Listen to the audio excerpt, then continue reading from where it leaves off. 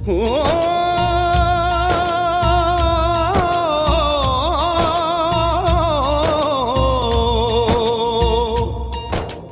अंबर हेठा धरती वसदी इथे हर रुत हसदी हो किन्ना सोना देश है मेरा, देश है मेरा, देश है मेरा, किन्ना सोना देश है मेरा, देश है मेरा, देश है मेरा, देश है मेरा।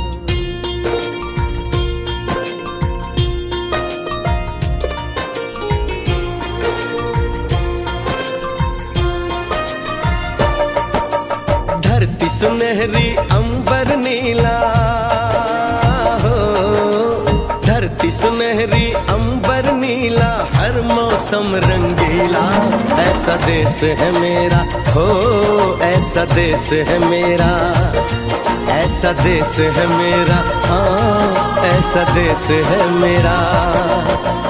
बोले पपीहा कोयल गाए, बोले पपीहा कोयल। नमो मायभूमी जिथे वाढले मी, नमो कर्मभूमी जित्यातच गामी, पडो देह माझा नमामि नमामि, पडो देह माझा नमामि नमामि। सर्वांना माझा नमस्कार।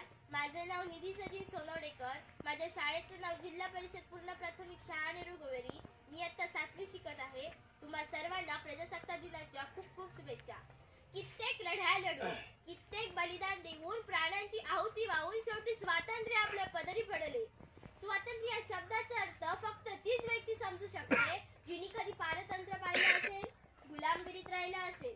स्वातंत्र्याचे मूल्य अनेक शब्दात सांगता येणार नाही, एवढे मोठे की आपण सर्वजण खूपच नशिबान आहोत की आपण या स्वतंत्र भारतात जन्म घेतला आणि पारतंत्र्याच्या गुलामगिरीच्या बेड्या आपल्या हातात बांधल्या गेल्या नाहीत, याबद्दल आपण खूपच नशिबान आहोत। मित्रांनो, भारत, हिंदुस्तान, इंडिया ही नावे फक्त तोंडावर जरी आली ना तरी असं रक्त साचायला लागतं, मान अभिमानाने उंचावते। जेव्हा तो तिरंगा आपल्या समोर फडकत असतो ना तेव्हा प्रत्येकाच्या मनातील ती भावना, तो आदर्श पाळण्यासारखा असतो। किसी ने खूब कहा है, किसी ने खूब कहा है कि हम अपनी जान की दुश्मन को भी अपनी जान कहते हैं। मोहब्बत की इसी मिट्टी को हिंदुस्तान कहते हैं। जो दुनिया में दिखाई दे उसे कहते हैं खामोशी, जो दुनिया में दिखाई दे उसे कहते हैं खामोशी, जो आंखों में दिखाई दे उसे कहते हैं तूफान। और ऐसा एक ही देश है जहाँ मेहमानों को भी भगवान कहते हैं, जहाँ मेहमानों को भी भगवान कहते हैं। भारताला सोन्याची चिडिया म्हटलं जातं, का बरं?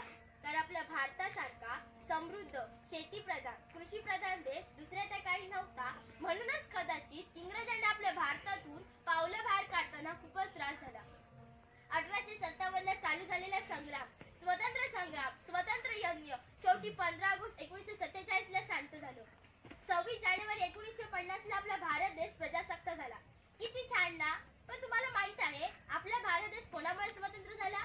या भारत भूमीवर राज्य करणाऱ्या इंग्रजांपासून, धर्मभेदापासून नाही, जातीभेदापासून नाही, ते कार्य तर अजूनही चालू आहे। डॉक्टर बाबासाहेब आंबेडकर, महात्मा ज्योतिराव फुले, लाल बहादूर शास्त्री, पंडित जवाहरलाल नेहरू यासारख्या अनेक नेत्यांनी खूप प्रयत्न केले, समाजसेवकांनी खूप प्रयत्न केले। या स्वतंत्र भारत राज्यात सुराज खंत याची वाटते की अजूनही आजही कार्य पूर्णत्वास गेलेले नाही। आजही हवी तशी प्रगती, हवा तसा स्वप्नातला भारत देश, ते स्वराज्य दिसले नाही। पूर्वी ना इनामापेक्षा इनाम हा शब्द भारतीयांसाठी खूप महत्त्वाचा होता, पण आता भ्रष्टाचाराशी मैत्री करून इनामदारी विसरून गेलो आहोत आपण। या सूर्याला, भारताच्या सूर्याला गुन्हेगारीचं ग्रहण लागलं।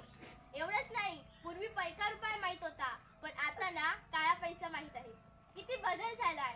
पण एक गोष्ट आहे, भारत स्वतंत्र झाला, सत्ता आपल्या हातात आहे, भारतीयांच्या हातात आहे। मग असं का होतं?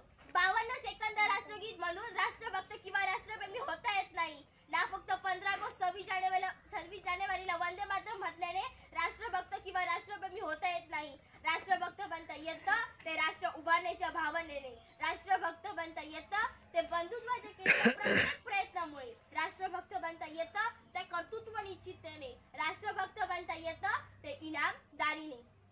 स्वतःला प्रश्न विचारा, आपण हे सगळं केलंय का? जर नसलं तर आपण देशभक्त आहोत का? सांगा. प्रत्येकाला हा प्रश्न पडायलाच हवा. एक ते देशभक्त आहेत जे देशाच्या सीमेवर स्वतःच्या प्राण्याची पर्वा न करता देशाचे रक्षण करतात. एक ते देशभक्त आहेत जे महामारीच्या काळात कर्तव्यनिष्ठेने काम करतात. एक ते देशभक्त आहेत जे कोणत्याही गुन्ह्याला कसू नये, वाळू नये म्हणून रात्रंदिवस प्रयत्न करतात. आणि हो, आपल्या सर्वांसोबत उपस्थित राहून आपलं भविष्य उज्ज्वल करण्यासाठी कार्यरत असणारे आपले शिक्षक हे खरे देशभक्त आहेत.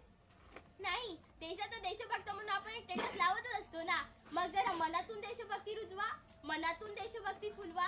ज्या दिवशी या देशाची युवा पिढी सुजाज्ञ होईल, शून्य होईल, त्याच दिवशी खऱ्या अर्थाने आपला भारत देश प्रजासत्ताक होईल. त्याच दिवशी खऱ्या अर्थाने आपला भारत देश प्रजासत्ताक होईल. धन्यवाद.